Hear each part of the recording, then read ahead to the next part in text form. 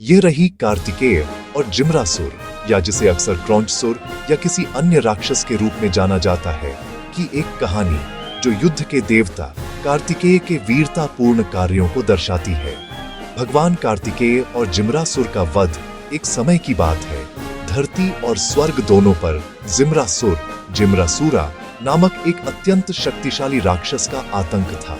यह राक्षस घमंड से भरा हुआ था और इसने अपनी तपस्या से ऐसी शक्तियां प्राप्त कर ली थीं कि न तो कोई मनुष्य उसे मार सकता था और न ही कोई देवता। वह अत्यंत उग्र स्वभाव का था और तीनों लोकों में हाहाकार मचा रहा था।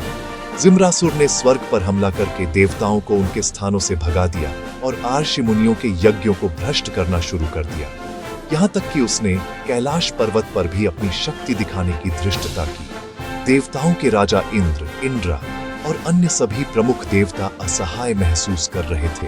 उन्हें याद आया कि शिव पुराण में यह भविष्यवाणी की गई थी कि केवल भगवान शिव और देवी पार्वती के पुत्र ही उस राक्षस का वध कर सकते हैं। कार्तिकेय का नेतृत्व देवताओं ने मिलकर भगवान शिव और माता पार्वती से प्रार्थना की। उनकी प्रार्थना सुनकर भगवान कार्तिकेय, जिन्हें मुरुगन या स्कंद भी कहा जाता है, जो उस समय युवा और महान योद्धा थे, आगे आए।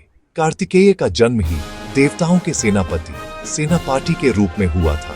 देवताओं ने उन्हें स्वर्ग की सेना का सेनापति घोषित किया और उन्हें अनेक दिव्य शस्त्र प्रदान किए। कार्तिकेय अपने वाहन मयूर, मोर पर सवार हुए और जिम्रासुर को चुनौती देने के लिए निकल पड़े। भीषण युद्ध कार्तिकेय और जिम्रासुर की सेनाओं के बीच एक भयंकर युद्ध छिड़ गया। जिम्रासुर मायावी शक्तियों का प्रयोग करता था, जिससे वह कभी अदृश्य हो जाता था तो कभी भयानक रूपों में बदल जाता था।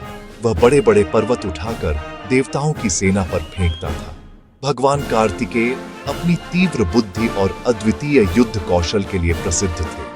उन्होंने जिम्रासुर की सभी मायावी चालों को विफल कर दिया। कार्तिकेय ने अपने शक्तिवेल तीव्र भाला नामक दिव्य अस्त्र को हाथ में लिया। यह अस्त्र मां पार्वती द्वारा उन्हें विशेष रूप से आशीर्वाद के साथ प्रदान किया गया था और यह बुराई का अंत करने की शक्ति रखता था। जब जिम्रासुर ने अपनी अंतिम और सबसे विनाशकारी शक्ति का उपयोग करने का प्रयास किया तो कार्तिकेय ने बिना किसी भय के अपने शक्तिवेल को उस पर केंद्रित किया और जोर से फेंक दिया। जिम्रासुर का अंत शक्तिवेल जिम्रासुर के हृदय को भेदता हुआ निकल गया। राक्षस एक भयानक चीख के साथ धरती पर गिर पड़ा और उसकी शक्तियां छिन्न भिन्न हो गईं। जिम्रासुर का आतंक समाप्त हो गया। इस विजय के बाद स्वर्ग में देवताओं ने भगवान कार्तिकेय की जय जयकार की। इस कार्य से यह स्थापित हुआ कि भगवान कार्तिकेय केवल शिव पुत्र ही नहीं, बल्कि धर्म की रक्षा करने वाले महान योद्धा और सच्चे सेनापति हैं।